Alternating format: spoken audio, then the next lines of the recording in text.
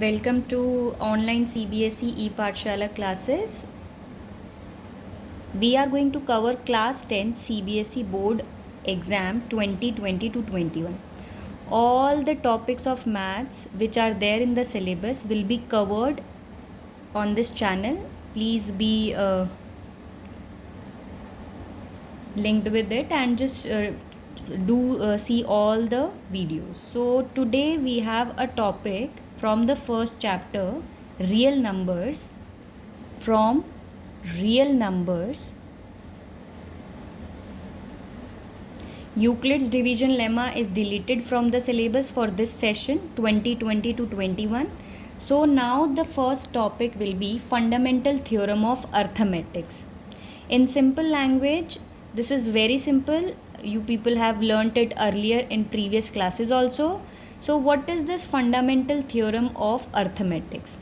What it states that every composite positive integer n can be any composite positive integer, it can be expressed as the product of primes, right? And this prime factorization is unique apart from the order in which the prime factors occur. First of all, what is this last line means? It what will be the meaning of it?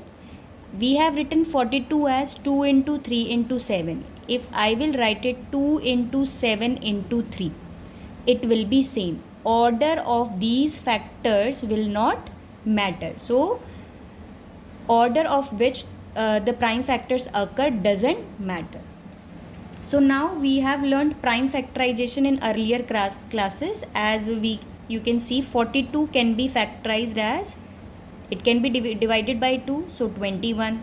21 can be divided by 3, so 7. And 7 in 1 is 7. So 42, how can you write 42 as product of primes? So 42 can be written as 2 into 3 into 7. So these are the prime factors and order doesn't matter. So you can write 7 into 3 into 2 or 2 into 3 into 7. So order doesn't matter. So this is simple topic, fundamental theorem of arithmetics. Same here, one more example is taken, 120. You will do its prime factorization and you will write it prime factors like this, and we can write 120 as product of its primes. And what are its primes? 2, 2, 2, 3, 5. So product of all these primes will be equals to the composite positive integer 120. So what is this meaning composite? Because if we will take prime number, so if we will take 2, 2 is itself a prime number, so we cannot represent a prime number as product of primes, because a prime number only has one prime factor, that is the number itself. You can take any number.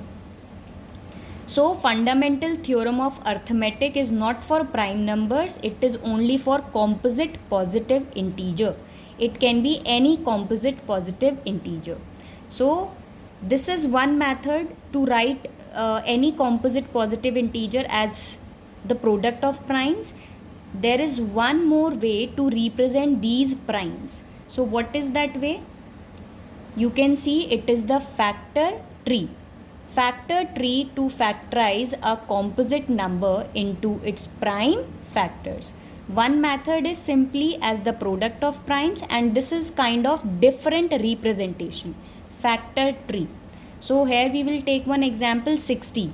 So you people already know the prime factorization of 60.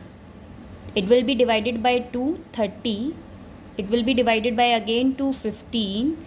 Then 3. And then 3 5s are 15, and then the last prime factor is 5. But now instead of writing it in this way, we will make a factor tree. Very simple. 60 is the number. On the left hand side, you will write, on this left hand side, you will write the prime numbers, and on the other side, the composite numbers will go.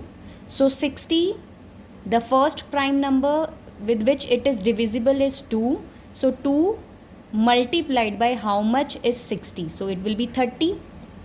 Again 30 is divisible by 2, so 2 into 15 is 30. Then 15 is divisible by which prime number? That is 3, and 3 into 5 is 15. Once you will get both the branches as prime number, you can see this is the tree and this is the branch. So when both the branches will be a prime number, then you will end it. So it is ended.